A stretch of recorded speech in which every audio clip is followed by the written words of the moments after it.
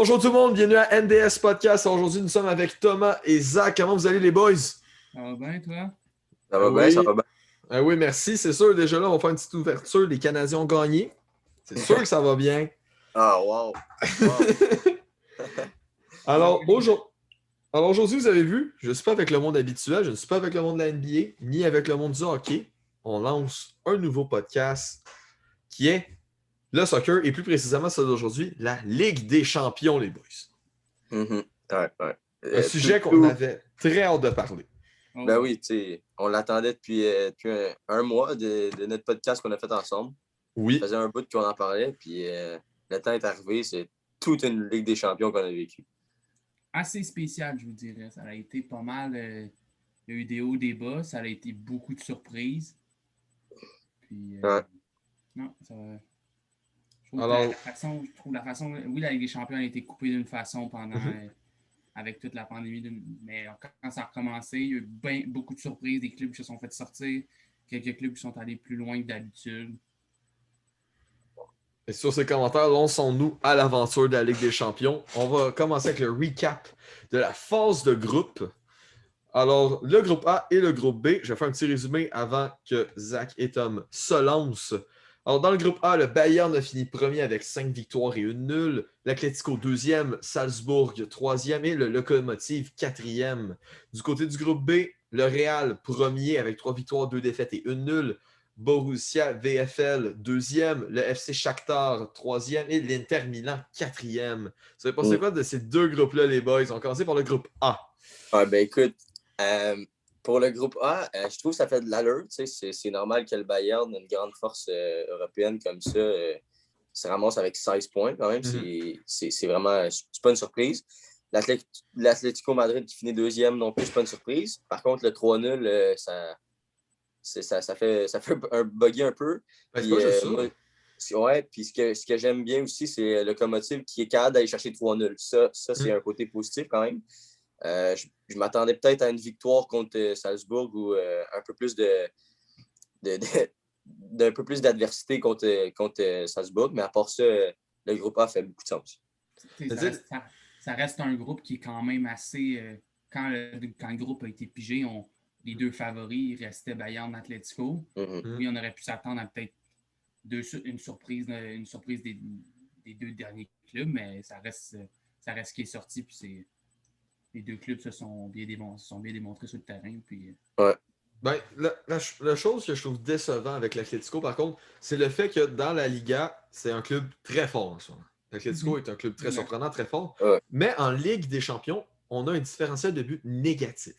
Ouais, c'est... Pour moi, pour un club comme l'Atlético qui est très fort, c'est très décevant. Ben, oui, tu sais, puis je l'ai tout le temps dit, puis même dans notre premier podcast, je l'ai dit que, tu sais, la Ligue puis la Champions League, il y a un gros gap entre les deux. La Champions League, tu sais, l'Atlético Madrid, on le dit tout le temps, la Liga, elle se fait carry par Madrid puis Barcelone. Tu sais, ça finit là. Tu sais? Fait que c'est sûr que quand tu arrives contre des gros clubs, dont Bayern Munich, qui, eux, gagnent la Champions League en 2020, ben, il y a un ajustement à faire. Puis j'ai l'impression que l'Atlético Madrid en Champions League ont de la misère, tu vois. On se rend en finale en 2014 et en 2016. On se fait remonter en 2019 par la Juventus. Fait que personnellement, dans les dernières années, je trouve que l'Atlético Madrid est très, très décevant. Totalement d'accord. Ça reste pour que l'avenir, pour voir déjà avec ce qui s'est passé dans leur Liga, c'était quand même assez sketch. Leur top 3, là, c'était quand même très serré. L'Atlético est devenu champion. Reste à voir ce qu'ils vont faire l'année prochaine en Ligue des champions. Peut-être qu'il va y avoir un ménage, ou peut-être pas un ménage, mais peut-être certains joueurs qui vont partir, certains joueurs qui vont rester, qui vont se développer encore plus. Ça, moi, je suis quand même assez curieux de les voir se développer, de voir qu'est-ce qu'ils vont pouvoir faire, puis selon leur pige, leur groupe. Ouais. Oui. Alors maintenant, si on va dans le groupe B maintenant, le Real, on regarde le groupe qu'il a. Un 3 victoires, 2 défaites et 1 nulle pour moi, pour le Real, avec un différentiel de plus 2 seulement, c'est décevant. Écoute, même si on finit premier, on s'entend que le Real, c'est plus la puissance que c'était avec Ronaldo. Ben, tu sais, ça, on va pas se le cacher. Depuis que Ronaldo est parti, le Real, c'est plus le même. Ça, on peut pas se le cacher. Ronaldo a tenu le Real sur ses épaules puis sur son dos pendant des années et des années. Mhm. Fait que, personnellement, je trouve qu'on aurait pu faire mieux. Mais de là à dire que c'est décevant, je trouve qu'avec l'escouade qu'ils ont eu, puis avec toutes les blessures qu'on a à gérer, ça s'est bien fait. Je pense que Zidane a quand même bien géré ça. Après, c'est un groupe assez surprenant parce que c'est quand même des équipes.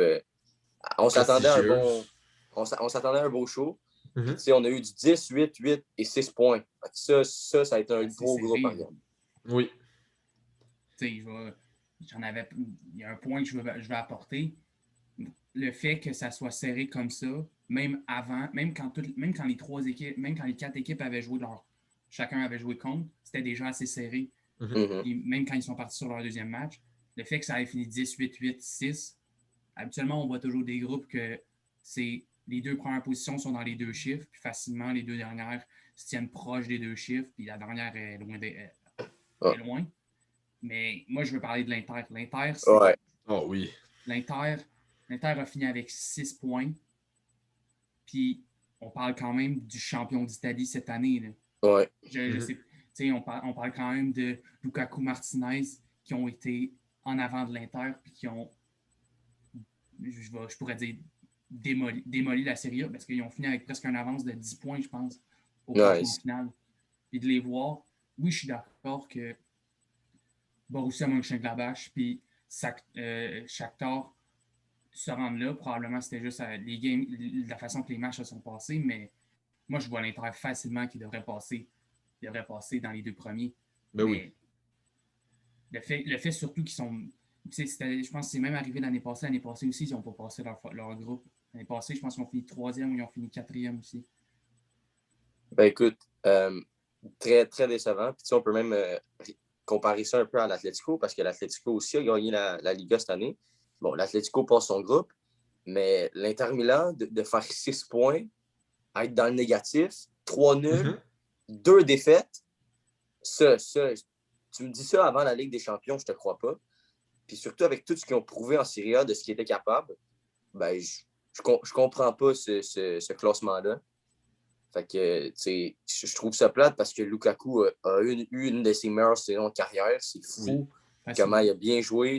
Il jouait du beau foot. Fait que, moi, j'ai aimé ça le regarder, mais c'est très, très décevant de l'Inter Milan. Peut-être qu'on pourrait même, je sais, peut-être que Milan était moins développé. Je me rappelle pas, Milan était situé où en Serie A à la fin de ce groupe-là? Il se situait probablement facilement dans le haut du tableau, mais je pense que, honnêtement, le fait que là, ils peuvent retourner en Ligue des Champions, oui, ils se sont pas fait piger le meilleur groupe parce que c'est un groupe qui est assez. Avec 4 clubs qui sont quand même assez performants, là, malgré tout. Là. Shakhtar, se débrouillait quand même assez bien. Ils ont quand même donné du fil à retordre aux autres clubs. Mais ça reste à voir que l'Inter, je pense que ça pourrait bien se débrouiller l'année prochaine si ça garde la cadence de la saison en série. Oui. Alors, si on continue dans les autres phases de groupe, le groupe C maintenant, Manchester City, quelle surprise qui finissent premier de leur groupe. 5 victoires, aucune défaite et une nulle. Ensuite, suivi de Porto avec 4 victoires, une défaite, une nulle. Après, l'Olympiakos et l'OM qui complètent le top 4, 3 et 4 respectivement. Le groupe D, on a Liverpool en 4 victoires, une défaite et une nulle. Atalanta en 3 victoires, une défaite et 2 nuls, suivi de l'Ajax et du numéro 4, le FC Midtjylland. Alors les gars, vous avez pensé quoi de ces deux groupes-là?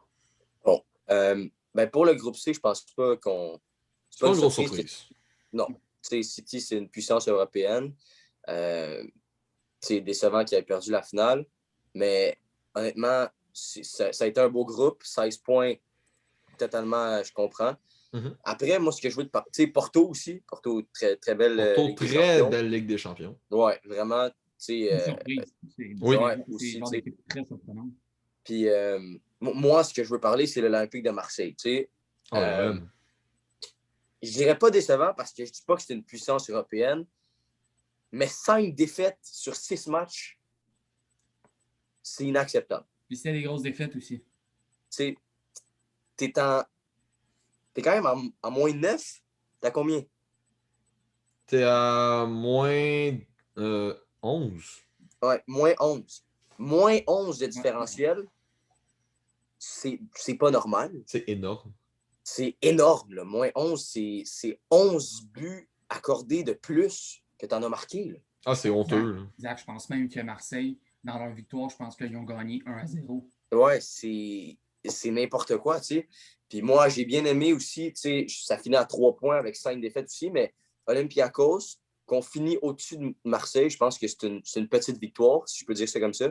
Oui. Tu sais, parce que l'Olympiakos, on ne s'attend jamais à ce que ça finisse premier ou Non. tu sais, que ça défonce dans leur groupe, mais je dirais pas décevant. Tu sais, on finit avec un différentiel de moins 8, mais tu sais, je pense que c'est abordable.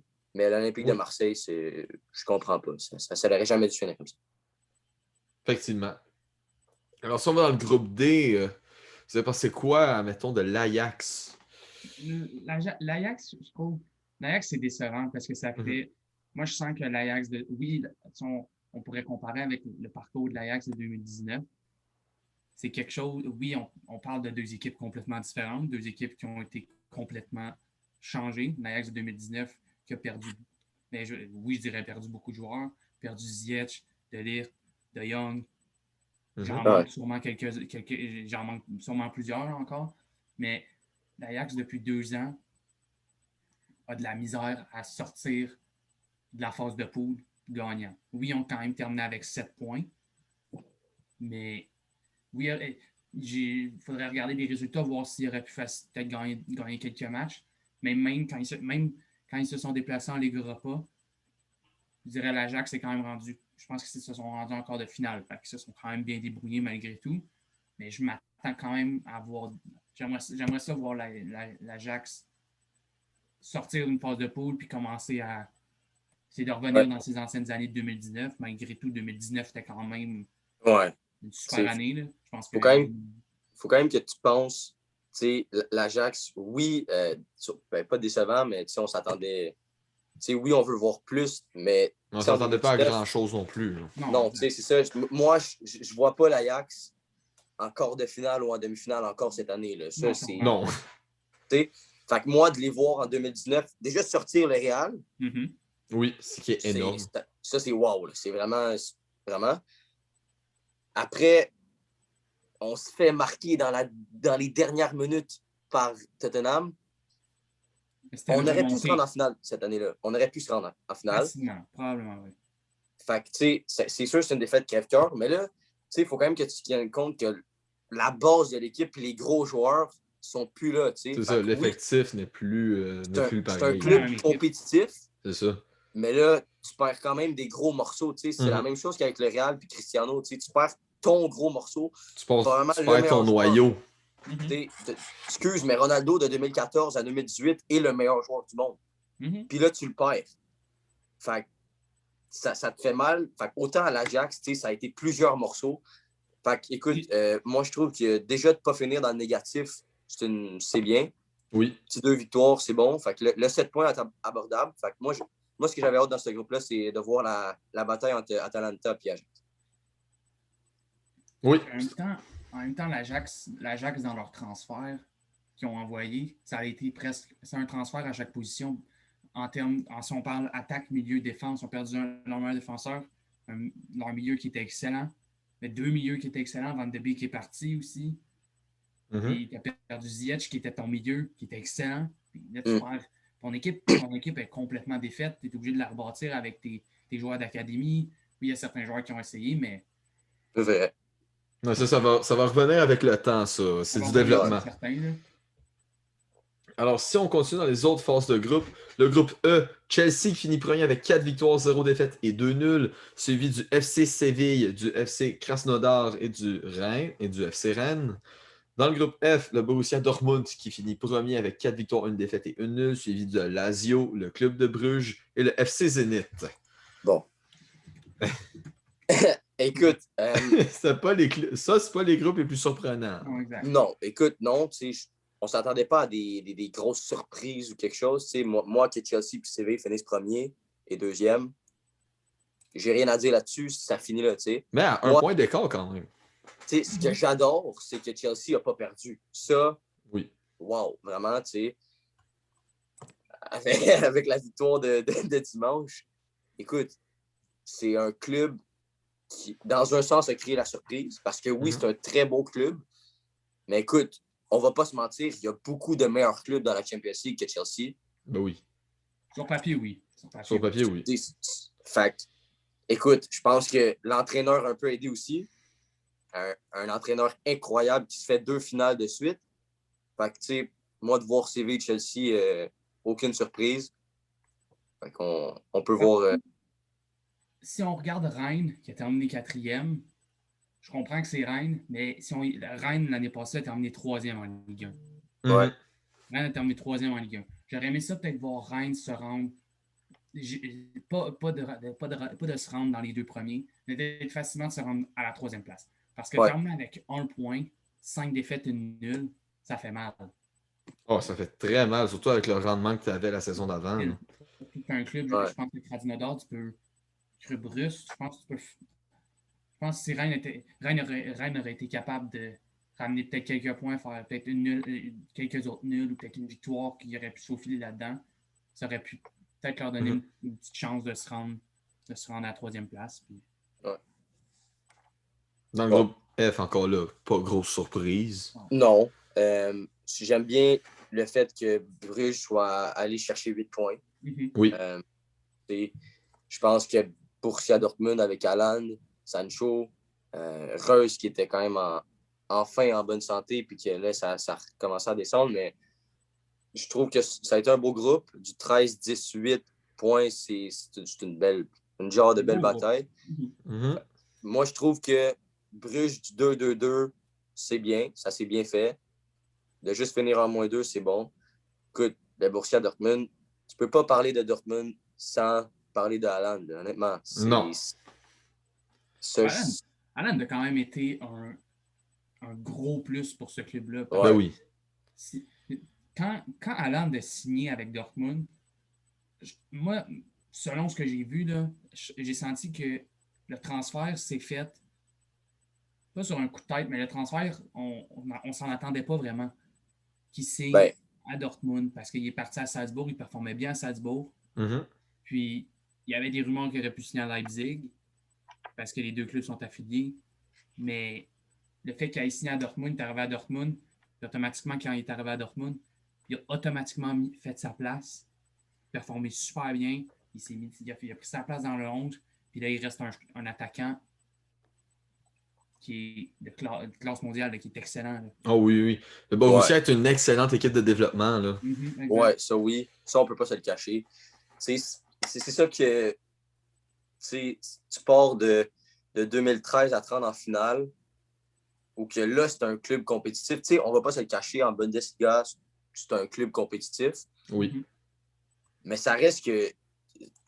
Il y a une marge entre le Bayern et le Dortmund. Bon, c'est sûr, mais de voir que Dortmund, une autant belle équipe qui était compétitive en Europe jusqu'en 2014, mettons, là, ça me fait un peu de peine de les voir être juste une équipe de développement. Je m'attends à plus. Je m'attends à aller plus loin en Champions League. Fait que, on va voir ce que ça peut apporter l'année prochaine. Oui. Alors, si on continue, je pense qu'on est dans les derniers groupes, le groupe G et le groupe H. Dans le groupe G, la Juventus qui finit premier avec une fiche de 5 victoires, 1 défaite et 0 nul. Le FC Barcelone qui finit deuxième avec 5 victoires, 1 défaite, suivi du FC Dynamo et du TC Ferencvárosi. Dans le groupe H, le PSG qui finit premier avec 4 victoires, 2 défaites, suivi de Leipzig qu'on parlait plus tôt, Man United 3e et finalement Istanbul 4e. Écoute, le groupe G n'est pas surprenant.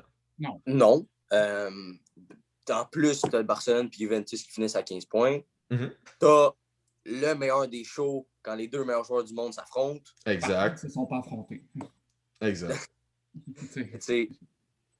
de voir la Juventus finir premier, ça fait du bien. Parce que depuis la finale 2017, il en arrache vraiment beaucoup. Oui. Fait que, c'est sûr qu'en 2018, tu te fais sortir par l'Héral dans son prime. Fait que tu peux pas vraiment leur enlever ça, mais de 2019 et 2020, ça n'a pas été des années faciles pour en Champions. la IV. Fait que, écoute, je trouve que le groupe G fait de l'allure. 15 points, 15 points, du bon différentiel. Rien de plus à dire sur ce groupe-là. Là. Oui, quand même, les deux autres équipes en dessous, quand même essayé de se présenter, mais Ouais. le groupe a été pigé. On s'attendait à rien. Non. À ce que tu joues puis tu joues du mieux que tu peux. Puis... On va voir ce que ça donne rendu là. Si Dynamo ou Ferencvarosi aurait fini deuxième, ça aurait sonné l'alarme soit à la Juve ou à FC Barcelone. Ben oui, ça aurait remis beaucoup de choses en question, je pense. Beaucoup. Oh oui, trop même. Là, trop. Fait que si on regarde le groupe H, qui est le PSG, Leipzig, Man United, on s'entend que 12, 9 et c'est 3 points. Bon, le 3 points, on va l'enlever. Là. Mais du 12-12-9, on s'entend que c'était une belle compétition entre ces trois équipes-là. Là. Moi, j'ai aimé le groupe. Vas-y, Tom. Ce groupe-là était. Parce que le groupe a toujours été. Si on regarde Leipzig, Paris puis Manu, ça a été des batailles qui étaient des très bons matchs. Oui. Et surtout, je pense qu'à la limite, je pense que Manu a joué. Manu devait avoir une victoire pour passer, je pense. Parce que, oui, exact. Manu devait avoir une victoire pour passer parce que Manu avait un différentiel de plus 5. Puis Leipzig est à moins 1. Fait que si Manu gagne, Manu passe sans passer les phases de poule, puis Leipzig passe pas. Ouais. Ben écoute. Non, le groupe a été super serré. Je trouve que c'est un super beau groupe. Ouais. Ça on peut pas se le cacher. Ça a été un très beau groupe, tu sais. Puis, PSG avec 12 points, je m'attendais à une défaite parce que, tu sais, Man United puis Leipzig. Fait que, tu sais, 12 points, c'est bon. Leipzig, deux belles Champions League qui nous font quand même, tu sais, de passer la phase de groupe. Puis Leipzig, l'année passée, a créé la surprise à se rendre un peu plus loin que d'habitude. Écoute, United, c'est spécial. Là. Ce club-là, là, j'ai de la misère à suivre un peu. C'est des montagnes russes. Mm-hmm. Fait que, tu sais, depuis 2014, puis tout, là, depuis que Sir Alex Ferguson est parti, c'est plus le même club. Fait que, tu sais, t'as des très bons joueurs, là. T'as Bruno Fernandes, t'as du Martial, t'as du... On peut pas parler de United sans parler de Rashford. Oui. T'as des très bons joueurs, là. Tu sais, t'as Van de Beek, t'as une bonne équipe sur papier, puis tout. Je m'attendais peut-être à une deuxième place, là, honnêtement. C'est beaucoup d'années parce que si on regarde Manu, oui, Manu est quand même... Manu est proche d'avoir le titre. Si on parle, par exemple, cette saison, Manu a fait une très bonne saison. Ouais. L'année passée, Manu a fini 3e. Et dans les dernières années, Manu terminait 5, 6. Ouais. Je pense que j'aimerais ça voir Manu gagner un titre à un certain moment. Oui, ça peut prendre un peu de temps. Mais si moindrement ils peuvent. Je sens que Manu en première ligue, puis Manu dans des compétitions européennes, c'est deux clubs complètement différents. Dans les compétitions européennes, Manu peut être excellent. L'équipe n'est pas constante, comme on a dit. Ben, si on parle de constance, elle n'est pas constante parce que je serais pas de trouver une raison fixe, mais par exemple, tu es capable de rivaliser avec Leipzig puis PSG dans ton groupe de Champions League, mais tu perds la finale d'Europa League. Alors que. La finale d'Europa League, c'est quand même ça finit en tir au but. Non, je comprends, mais tu es capable de rivaliser avec PSG, mais tu perds contre une équipe de logiquement milieu de classement ou de 7-8e place en Liga. Fait que, c'est aucunement constant. C'est aucunement constant. Fait que moi, j'ai de la misère à suivre ce club-là. Puis personnellement, aucun doute, de loin, depuis que je suis petit, j'aime mieux United que City. Là. Ça, je ne vais jamais me le cacher. Fait que j'ai vraiment de la misère à les suivre. Même que cet été, je pense que cet été, Manu va sûrement aller chercher quelques joueurs. Oui. Il y a des rumeurs que Varane voulait signer à Manu. Je ne sais pas si ça peut faire quelque chose, mais je sens que Manu a besoin peut-être d'un... Ça peut solidifier la défense de Manu. Oui, c'est la défense. Manu est allé chercher Maguire puis ces genres de joueurs-là, mais je pense que Manu a besoin d'un défenseur qui va... Parce que le milieu l'attaque, Manu là. Ouais. Manu en a pas besoin. Là. Ils ont ils ont des bons attaquants, des bons milieux de terrain. Leur attaque est très jeune, puis leur attaque est assez. Alors, dans les prochaines années, là, leur attaque va se développer très bien. Le milieu est très bon en ce moment. La défense, ils ont besoin d'un gros défenseur qui peut lire la défense. Il va rester à voir. Ça reste à voir. Puis on espère pour Man United se replace rapidement aussi. Réussir à trouver leur constance d'antan pour donner un très gros challenge à Manchester City. Pour retourner dans cette rivalité historique aussi. Ouais. Qu'on pourrait dire, mettons, le classico de la Premier League. Ouais. Ensuite, on continue maintenant. On avance dans la phase éliminatoire maintenant. On continue dans le recap de cette Ligue des Champions. Alors, on va regarder les huitièmes de finale qui étaient Borussia contre Manchester City, Lazio contre le Bayern, Atlético contre Chelsea, Leipzig contre Liverpool, Porto, Juventus, Barça, Paris, Séville, Dortmund et Atalanta contre le Real. C'était des très belles huitièmes. Oui. Oui, c'était des beaux match-ups, honnêtement. Là. C'était du beau foot qu'on avait regardé là. Oh, ben oui. Surtout la surprise de Porto. Écoute, on va en venir à parler, là, mais honnêtement, Moi, j'ai toujours aimé ces petites équipes-là. Si on regarde l'année passée, c'était l'Atalanta qui s'est rendu en. Il était quand même un petit peu qui a joué un petit peu les Jokers qui se sont rendus quand même assez loin. Mm-hmm. Mais le fait que Porto sorte la Juve. Ouch. Écoute, Porto, dans un sens, j'aime bien que tu sors un gros club comme ça. Tu crées la surprise. Tu as un bon petit club underrated dans le monde. Mais c'est inacceptable pour la Juventus. Là. Ah, c'est inacceptable. C'est une honte totale. Une restructuration de l'effectif doit se faire. Ben écoute, je le dis depuis 2019, même peut-être plus 2020, là, mais Ronaldo bloque la Juventus, puis il faut qu'il s'en aille de là. Honnêtement, c'est mon avis. Il ne changera pas. Mais je ne comprends pas que la Juventus ait eu de la misère, parce que ça a fini égal, puis on a gagné sur les buts à l'extérieur. Là. Je ne comprends pas comment ça, tu n'es pas capable de battre Porto avec la Juventus, puis tu as un bon effectif, là, la Juventus. Là. On ne va pas se mentir. On va se mentir. Là. Fait que, yeah. C'est une belle surprise pour Porto, puis c'est une honte de l'autre côté. Exact. Je pense que Ronaldo a. J'ai pensé à ça, là, mais je me dis, je pense que Ronaldo, il bloque le développement des jeunes joueurs. Là. Exactement. Ouais.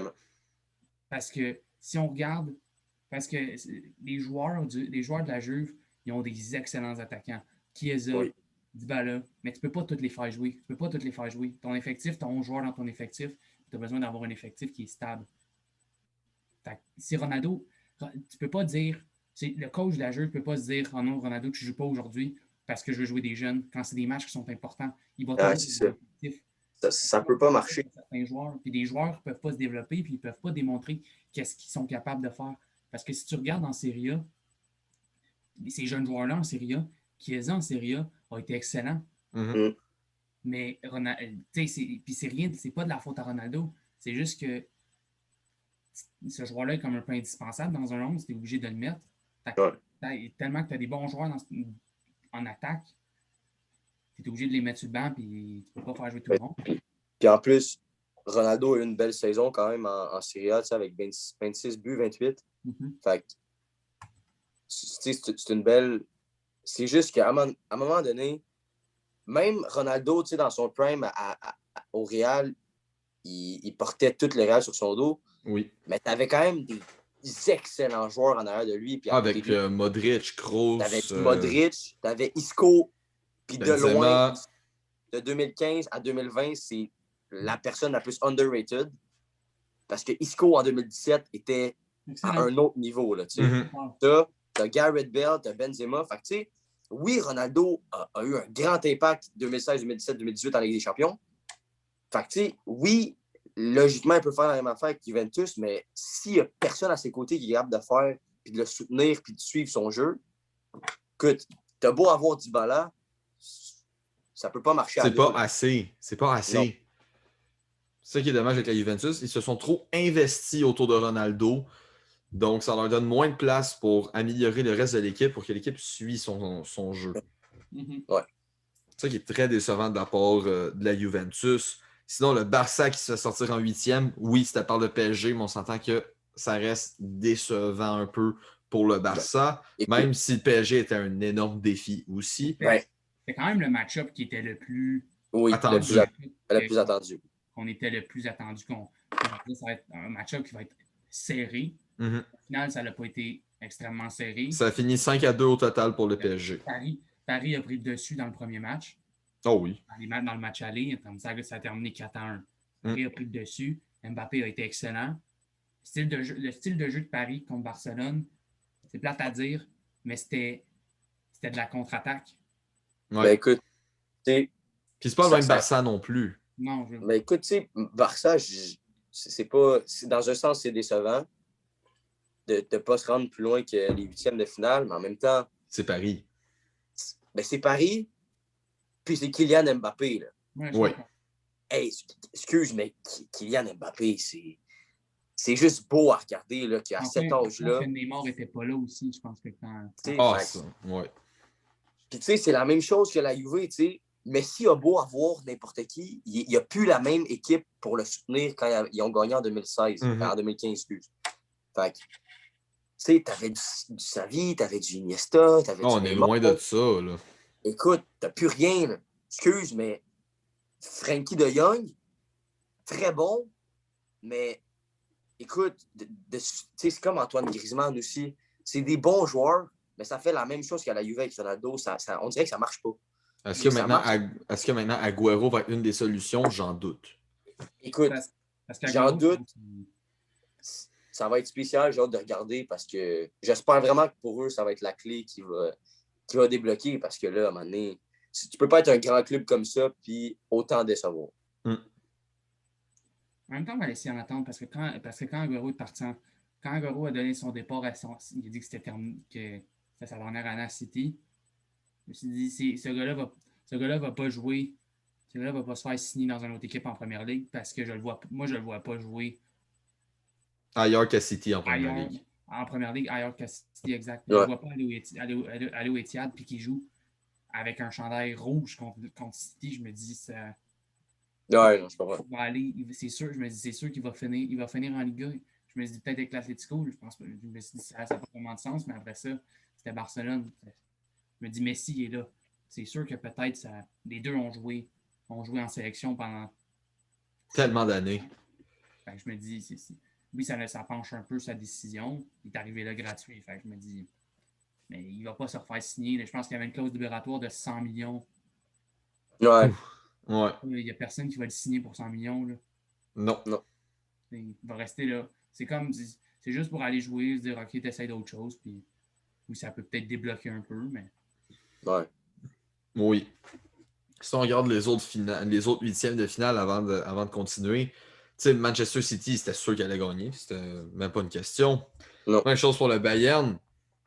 Chelsea contre l'Atlético, c'était quand même serré de mémoire. Oh non, Chelsea a gagné 3-0 au cumulatif, mais c'est des bons matchs. Ouais, c'est des bons matchs. Puis... C'est quand même surprenant parce que l'Atlético en Ligue des Champions, ont un style de jeu qui est extrêmement défensif. Qu'en Liga. Parce qu'en Liga, ils sont quand même assez offensifs. Le jeu est quand même plus ouvert. Mais si on regarde à l'année passée, l'Atlético, c'est contre Liverpool qui ont causé la surprise. L'Atlético jouait complètement défensif. Puis c'était comme ça encore cette année. Ils ont eu de la misère à scorer, mais même à rester défensif, même si tu restes défensif et tu es bon en défense, à un moment donné, marques. Tu marques et tu vas t'en faire scorer. Là. Tu ne peux pas rester en arrière. Là. C'est le style à Simeone. Simeone, il joue de même. Puis... Ben écoute, Simeone, il joue de même, mais c'est un très, très bon manager quand même. Ouais, je n'ai rien à dire à propos de ce coach-là. Ce coach-là est excellent. Ouais. Le style de jeu reste que c'est un manager qui joue un style défensif. Puis je pense puis ça que marche. Atlético, à l'offensif, peut très bien se débrouiller, je pense. Là.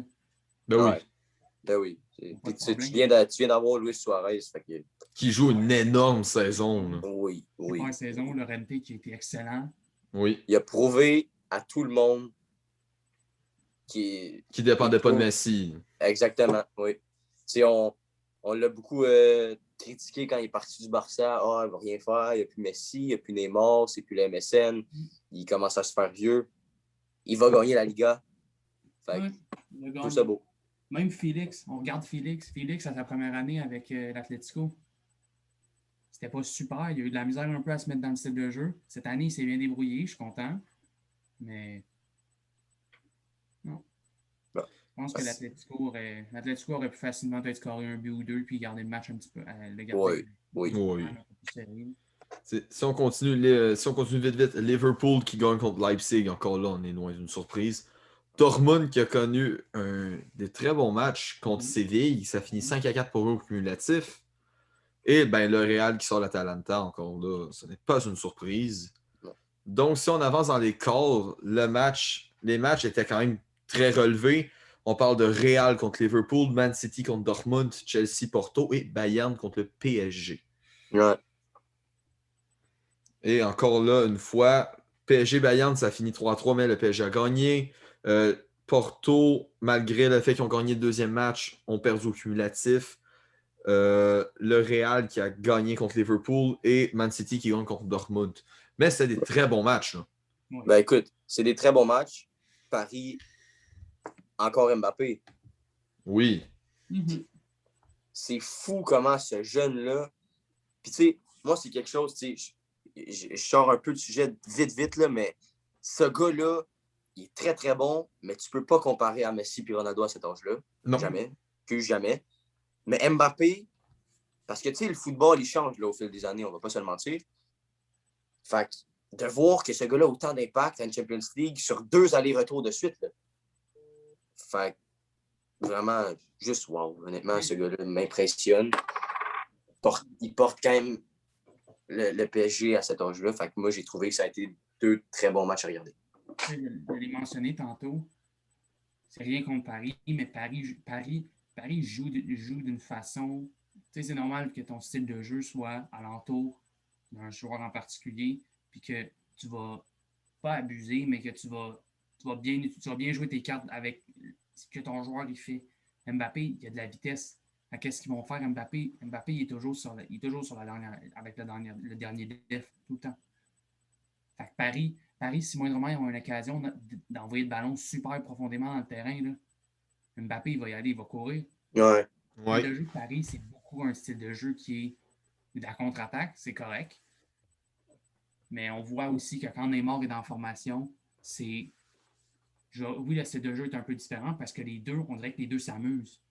Exact. Les deux ont du plaisir. C'est le fun à voir. Ouais. Alors, si on continue notre survol, alors ça amène en demi-finale. Alors, Chelsea qui sort le Real et Man City qui sort le PSG.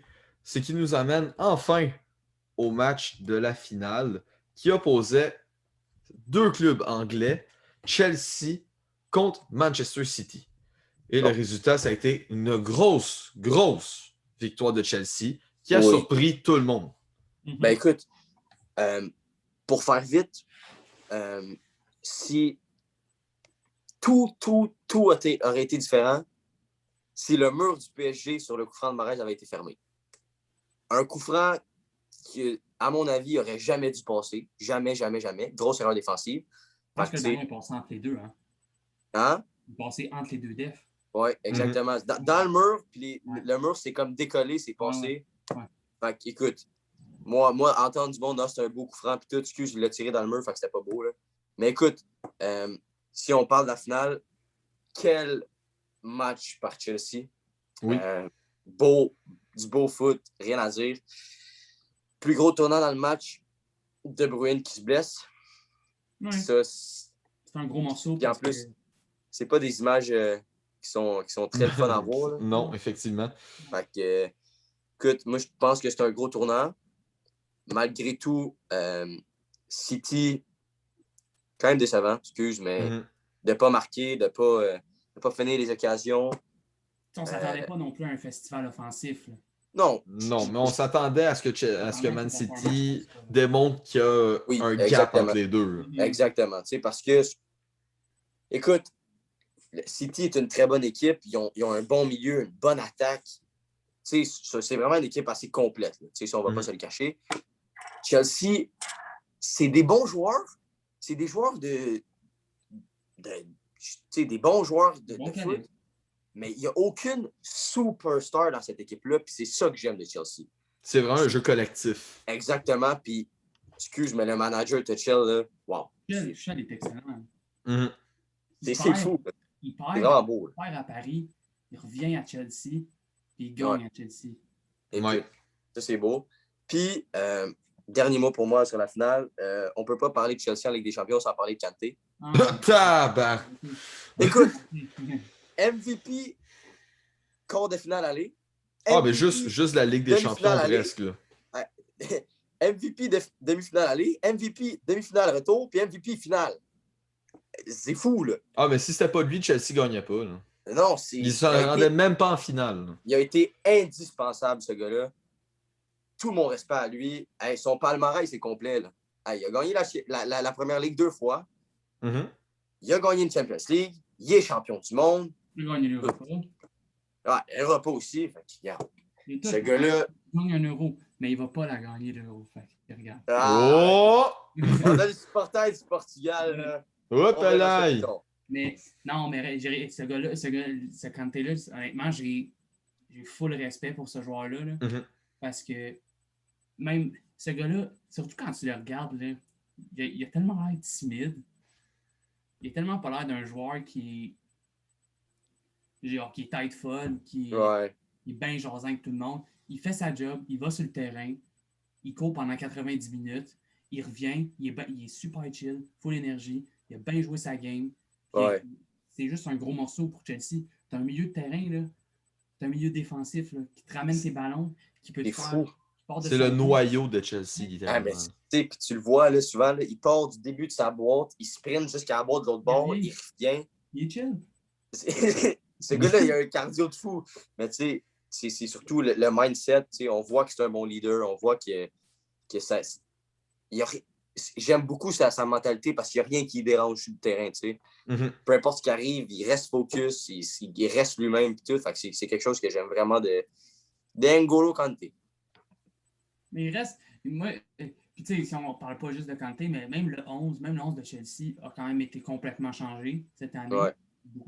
Puis je suis content aussi que Mount a eu une super Ligue des Champions. C'est sa première ligue. Il y a beaucoup de joueurs de Chelsea qui se sont bien développés. Puis si on regarde, je pense que Chelsea a fini quatrième. On finit quatrième en première ligue. Écoute. Tu finis quatrième en première ligue. Tu as City qui a gagné par quoi? 12 points? Quelque chose comme ça? City a gagné par 12 points. Mais même c'est ça. Chelsea a 67 puis Liverpool a 69. Ce qui est très serré, là. Très serré. Là. Ça s'est joué au dernier match parce que si Liverpool gagnait, si Liverpool perdait, Leicester, c'était... ça a été beaucoup des...